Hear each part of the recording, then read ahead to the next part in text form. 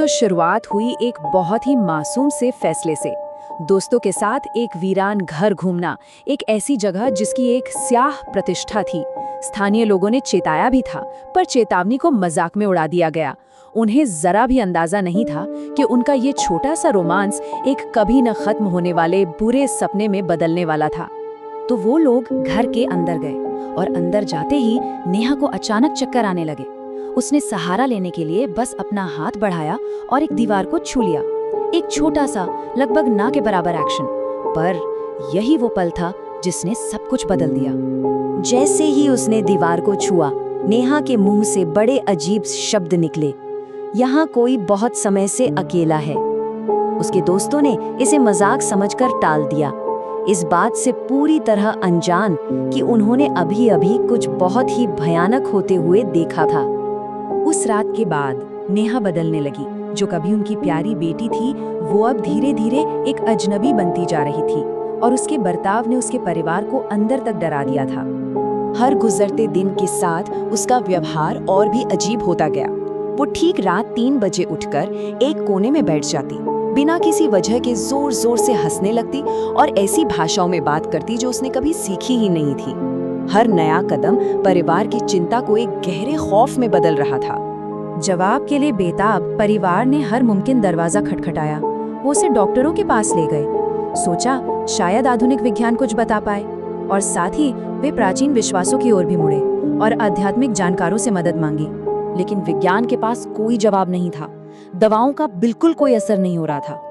और फिर एक ऐसा मोड़ आया जिसने परिवार को यकीन दिला दिया कि वो किसी ऐसी चीज से जूझ रहे हैं जो इस दुनिया की है ही नहीं। एक दिन नेहा ने सीधे अपने पिता की तरफ देखा और एक ऐसा सवाल पूछा जिसने उनकी रूह कपा दी। तुम्हें याद है तुमने 20 साल पहले नदी के पास क्या किया था? यह एक ऐसा राज था जिसे उन्होंने हमेशा के लिए दफन मान लिया था, और ये सुनकर उनके पिता का चेहरा सफेद पड़ गया। तो जब सारे रास्ते बंद हो गए तो परिवार अपने आखिरी सहारे की ओर मुड़ा, एक पारंपरिक आध्यात्मिक उपचारक जिसे हम तांत्रिक के नाम से जानते हैं। जैसे ही नेहा तांत्रिक के सामने पहुंची, उसके भीतर से एक ललकारती हुई आवाज निकली, तू देर से आया है, ये शरीर अब मुझे पसंद है। इसके तुरंत बाद कमरे की बत्तियां झिलमिलाने लगी और उसका शरीर बुरी तरह कांपने लगा। आमना सामना शुरू हो चुका था। उस आध्यात्मिक टकराव के दौरान सच्चाई धीरे धीरे सामने आने लगी। तांत्रिक ने खुलासा किया कि नेहा के अंदर कौन था, एक अकेली औरत की आत्मा जो सालों पहले उसी घर में मरी थी। ये कोई शैतानी ताकत नहीं थी, बल्कि एक भटकी हुई आत्मा थी जो गुस्से और अधूरी इच्छाओं से भरी हुई थी। उसकी दुखद कहानी ने इस खौफनाक मंजर में दर्द की एक और परत जोड़ दी। और फिर वो अहम कड़ी सामने आई। नेहा ने ठीक उसी दीवार को छुआ था जहां उस औरत ने अपनी आखिरी सांस ली थी। बस उस एक स्पर्श ने, उसी एक पल ने दोनों की किस्मत को एक दूसरे से जोड़ दिया था। तो अब हम कहानी के उस मोड़ पर आते हैं जहां अंतिम नाटकीय रात ने नेहा की किस्मत का फैसला किया। वो आखिरी आध्यात्मिक लड़ाई घंटों तक चली। उस आत्मा ने अपना कब्जा बनाए रखने के लिए एक हताश संघर्ष किया और नेहा के शरीर से चीखती रही कि वो नहीं जाएगी। ये इच्छा शक्ति की एक क्रूर लड़ाई थी। और फिर अचानक सब शांत हो गया, बिल्कुल शांत। नेहा बेहोश होकर गिर पड़ी और संघर्ष खत्म हो गया। एक गहरी खामोशी छा गई जो इस बात का संकेत थी कि आत्मा आखिरकार जा चुकी थी। अंत में समाधान मिल गया। नेहा पूरी तरह से ठीक हो गई और अपनी सामान्य जिंदगी में लौट आई। उसके पीछे की भयावहता अब सिर्फ एक बुरे सपने की याद बनकर रह गई थी। नेहा को अस्पताल से छुट्टी मिल गई थी। डॉक्टर ने कह दिया था कि वो बिल्कुल ठीक है। परिवार ने भी चैन की सांस ले ली थी। लेकिन कहानी की ये पहली लाइन ही एक चेतावनी है। कुछ चीजें खत्म नहीं हुई थी। मतलब असली खौफ तो अभी शुरू होना बाकी था। वो बस सही मौके का इंतजार कर रहा था। और बस यहीं से परिवार के उस सुकून में धीरे धीरे दरारें पड़ना शुरू हो जाती हैं। ये कहानी का वो पहला पड़ाव है जहां नेहा का बदला हुआ व्यवहार उनके चैन को एक अनजाने गहरे डर में बदल देता है। सोचिए जरा, ये बदलाव कितना अजीब रहा होगा। जो बच्ची कल तक अंधेरे के नाम से भी कांपती थी, आज वो घंटों उसी अंधेरे में बैठी रहती थी, चुपचाप। और वो मुस्कान, वो किसी बच्चे की मासूम मुस्कान नहीं थी, नहीं, वो एक इशारा था कि नेहा के अंदर अब कुछ और भी है, कुछ ऐसा जिसे अंधेरे से प्यार था। और फिर नेहा ने अपनी माँ से वो कहा जिसने उनकी पूरी दुनिया ही हिला दी। ये पहली बार था जब उसने माना कि वो चीज़ गई नहीं है।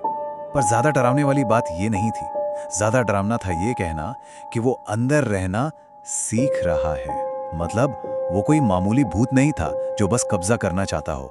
ये कुछ ऐसा था जो खुद को ढाल रहा था, जो नेहा का एक हिस्सा बनना सीख रहा था। तो अब तक जो डर था वो दिमागी था, एक शक था। और अब कहानी एक कदम और आगे बढ़ती है। अब हम आमने सामने होंगे असली खौफ के, आईने के सामने। रात के 2:43। हॉरर कहानियों का वो परफेक्ट टाइम है ना, जब सारी दुनिया सो रही होती है और कुछ अनचाही चीजें जाग उठती हैं। ठीक इसी वक्त नेहा की माँ की आंख खुली और उन्होंने देखा कि बाथरूम की लाइट जल रही थी। यहाँ एक बहुत छोटी सी लेकिन दिल को कंपा देने वाली बात है। माँ ने देखा कि नेहा अपनी परछाई से बात नहीं कर रही थी, नहीं, वो बात कर रही थी सीधे आईने से।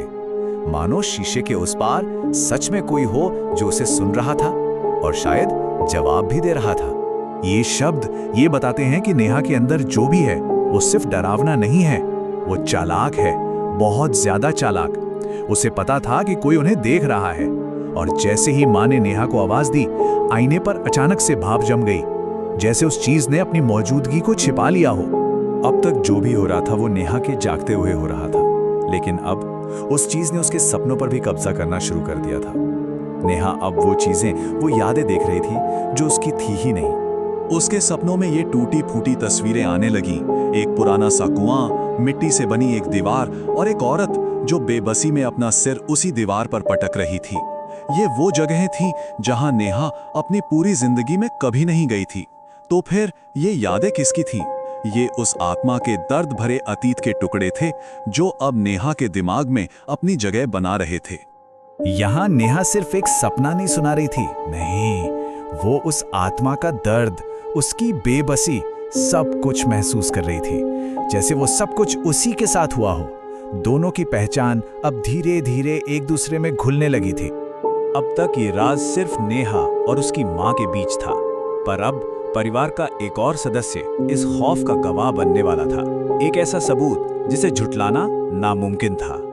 बच्चे अक्सर वो सच देख लेते हैं जो बड़े नहीं देख पाते, और यहाँ भी एक बच्चे का यही मासूम सा सवाल एक ऐसे भयानक सच को सामने लाने वाला था जिसकी किसी ने कल्पना भी नहीं की थी। और जवाब नेहा की आवाज में नहीं आया। आवाज बिल्कुल अलग थी, भारी, ठंडी, और उसमें एक हक था। शब्दों पर ध्यान दीजिए, ये थक जाती है, जैसे नेहा कोई इंसान नहीं, कोई चीज हो जिस पर उसका पूरा अधिकार है। ये सुनकर उसकी छोटी बहन वहीं बेहोश हो गई। अब परिवार के पास कोई रास्ता नहीं बचा था, वो पूरी तरह से टूट चुके थे और अपनी आखिरी उम्मीद लेकर उसी तांत्रिक के पास वापस पहुंचे। और यहाँ कुछ कहने सुनने की जरूरत ही नहीं पड़ी। तांत्रिक ने बस नेहा को एक नजर देखा और उसके चेहरे का रंग उड़ गया। वो सब कुछ समझ गया। परिवार के लिए ये वो पल था जब उनका सबसे बुरा डर सच होने जा रहा था। तांत्रिक के इन शब्दों ने परिवार के सबसे बड़े डर पर मोहर लगा दी। वो आत्मा, वो कभी गई ही नहीं थी। असल में उसे बाहर निकालने की कोशिश ने उसे और भी ज्यादा ताकत से नेहा के अंदर छिपने पर मजबूर कर दिया था। और ये बात, ये सबसे ज्यादा डरावनी है, वो सिर्फ रुका नहीं था, वो जानबूझकर छिप गया था। इसका मतलब था कि वो कोई भटकती हुई आत्मा नहीं, बल्कि एक शातिर दिमाग है जो सही वक्त का इंतजार कर रहा था। और फिर जो हुआ वो उस चीज की ताकत का जीता जागता सबूत था। तांत्रिक ने जमीन पर पवित्र चावल फेंके और वो दाने, वो अपने आप खिसकने लगे, सीधे नेहा की तरफ। सोचिए, वो शक्ति इतनी जबरदस्त थी कि खुद तांत्रिक भी डरकर पीछे हट गया, ये मानकर कि ये चीज अब उसके काबू से बाहर है। अब कहानी अपने आखिरी मोड़ पर है और इस बार सच्चाई बताने के लिए कोई तांत्रिक या डॉक्टर नहीं है, बल्कि खुद नेहा है जो अपने अंदर के सच को बयान करती है। नेहा के ये शब्द सुनिए, वो कहती है, वो मुझे चोट नहीं पहुंचाता है, ये कोई कब्जा नहीं है, ये लड़ाई नहीं है, ये एक तरह का सहज जीवन बन गया है। एक ऐसा रिश्ता जहां वो चीज नेहा की कमजोरी, उसके दुख और अकेलेपन से ही अपनी ताकत खींचती है। और ये तस्वीर, ये इस कहानी का शायद सबसे खौफनाक हिस्सा है। उसके चेहरे पर आंसू हैं जो नेहा के हैं, उसके दर्द के, उसकी कैद के, लेकिन होठों पर एक मुस्कान है। और वो मुस्कान, वो उस चीज की है जो अपनी जीत से खुश है। ये एक ही शरीर में दो आत्माओं का मिलन है, एक जो तड़प रही है और दूसरी जो जीत चुकी है। आईने को ढकने के बाद नेहा के ये आखिरी शब्द, ये मदद की पुकार नहीं है, नहीं, ये एक वादा है, एक तरह की स्वीकृति। वो अब लड़ नहीं रही है, वो इंतजार कर रही है उस दिन का जब वो दोनों हमेशा के लिए एक हो जाएंगे। उस रात घर में कोई नहीं सोया। बस ये एक लाइन ही हमें फौरन बता देती है कि माहौल में कुछ तो बहुत ज्यादा गलत है। एक अजीब सी खामोशी, एक बेचैनी जो पूरे घर पर छा गई है। कहानीकार यहाँ हमें एक पल के लिए रोक देता है, मानो आगे जो आने वाला है उसके लिए तैयार कर रहा हो। सोचिए, घर में सब जाग रहे हैं, नेहा अपने कमरे में है और उसके आईने पर एक कपड़ा ढका हुआ है। सब कुछ ऊपर से तो नॉर्मल लगता है, पर असल में ऐसा है नहीं। और यहीं पर कहानी का असली डर शुरू होता है। कमरे में एक इंसान, लेकिन सांसें दो, ये तो नामुमकिन है ना? और यही वो पहला इशारा है कि नेहा के शरीर पर अब सिर्फ उसका हक नहीं रहा। तो कहानी का ये जो पहला हिस्सा है, ये हमें सीधे उस डर के माहौल में लाकर खड़ा कर देता है। लेखक ने सिर्फ एक आवाज और एक ढके हुए आईने का इस्तेमाल करके रहस्य और तनाव का पूरा स्टेज सेट कर दिया है। हमारी बेचैनी बस यहीं से शुरू हो जाती है। अब कहानी थोड़ी और आगे बढ़ती है और हमें उस भयानक अंदरूनी लड़ाई के बीच ले जाती है जो नेहा के अंदर चल रही है। ये कोई दिमागी डर नहीं है, ये एक जिस्मानी जंग है जिसका मैदान उसका अपना शरीर है। और जरा इस वक्त पर गौर कीजिए, सुबह के 3:11। ये कोई ऐसे ही लिखा हुआ टाइम नहीं है। हॉरर कहानियों में अक्सर देर रात का यही समय इस्तेमाल होता है, जिसे कई लोग डेविल्स आवर भी कहते हैं। ये छोटी सी डिटेल कहानी को एक परेशान करने वाली हकीकत का एहसास दिलाती है। यहाँ जो सबसे चौंकाने वाली बात है वो है नेहा की चीख। असल में वो एक चीख नहीं है, बल्कि दो आवाजें हैं जो एक ही गले से एक ही साथ निकल रही हैं। एक आवाज बेबसी में रो रही है, कह रही है मुझे जाने दो, और दूसरी आवाज हंस रही है और ऐलान कर रही है कि अब बहुत देर हो चुकी है। ये दो अलग अलग ताकतों की एक सीधी टक्कर है। पर ये लड़ाई सिर्फ आवाजों तक ही नहीं है। उसका शरीर जोर जोर से कांप रहा है, उसके नाखून जमीन पर निशान बना रहे हैं। ये सारी चीजें इस बात का सबूत है कि कोई या कुछ सचमुच उसके अंदर से बाहर निकलने की कोशिश कर रहा है। उसका शरीर अब एक पिंजरा बन चुका है। अब आते हैं कहानी के बिल्कुल केंद्र में, आईना। हॉरर कहानियों में आईना अक्सर दूसरी दुनिया का एक दरवाजा माना जाता है, और यहाँ भी ये एक ऐसा राज खोलने वाला है जो सब कुछ हमेशा के लिए बदल देगा। अब तक जो डर सिर्फ महसूस हो रहा था ना, वो अब आंखों के सामने आ जाता है। आईने के अक्स में नेहा के ठीक पीछे एक और चेहरा है। ये कहानी का वो टर्निंग पॉइंट है जहां दिमागी डर अब अलौकिक यानी कि सुपरनैचुरल हॉरर में बदल जाता है। अब ये कोई वहम नहीं है, ये हकीकत है। और फिर आईने से वो खौफनाक आवाज आती है। अब ये हमें पहचान रही है, अब इसे बांटना पड़ेगा। ये लाइन बहुत बहुत अहम है। वो जो बुरी शक्ति है वो जानती है कि नेहा को उसकी मौजूदगी का पता चल गया है, और अब वो खुलेआम ऐलान कर रही है कि ये शरीर अब शेयर किया जाएगा। कोई समझौता नहीं, सीधा सीधा कब्जा। अब जाहिर है परिवार मदद के लिए एक तांत्रिक को बुलाता है, लेकिन उनकी ये कोशिश कहानी को किसी जीत की तरफ नहीं, बल्कि एक बहुत ही बेचैन कर देने वाले समझौते की तरफ ले जाती है। तांत्रिक आते ही ये बात बिल्कुल साफ कर देता है कि भाई ये कोई भूत प्रेत भगाने की प्रक्रिया नहीं हो सकती, ये एक समझौता है।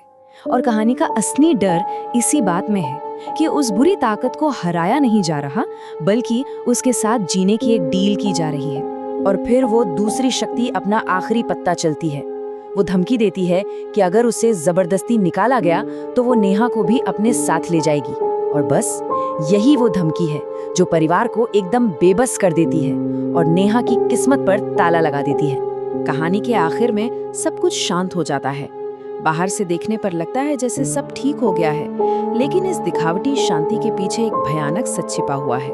यहाँ विज्ञान और एक माँ के एहसास के बीच का फर्क देखिए। डॉक्टर अपनी जांच के बाद कहते हैं कि सब नॉर्मल है, कोई दिक्कत नहीं, लेकिन एक माँ का दिल जानता है कि उसकी बेटी के अंदर अभी भी कुछ बाकी है। ये जो छिपा हुआ डर होता है ना, ये सबसे ज्यादा खौफनाक होता है। और फिर मिलता है आखिरी और सबसे पक्का सबूत, नेहा की डायरी। एक ही पन्ने पर 2 अलग-अलग हैंडराइटिंग। एक लिखती है मैं यहाँ हूँ, और ठीक उसके नीचे दूसरी हैंडराइटिंग में जवाब है मैं भी। ये एक ही शरीर में कैद 2 आत्माओं के बीच की बातचीत है। और कहानी खत्म होती है इस एक लाइन पर, जो नेहा खुद आईने में देखकर कहती है आज मेरी बारी है, कल उसकी। ये उस भयानक समझौते का नतीजा है। यहाँ कोई जीता नहीं, कोई हारा नहीं, बस एक अंतहीन सिलसिला शुरू हो गया है, बारी बारी से जीने का, एक साझा वजूद। तो ये कहानी हमें इस एक सवाल के साथ छोड़ जाती है कि जब एक शरीर में 2 आत्माएं रहती हैं, तो असली कैदी कौन है? वो इंसान जिसके शरीर पर कब्जा हुआ है, या फिर वो दूसरी शक्ति जो खुद भी तो उसी शरीर में फंसी हुई है? शायद इस कहानी का असली डर इसी सवाल में छिपा है।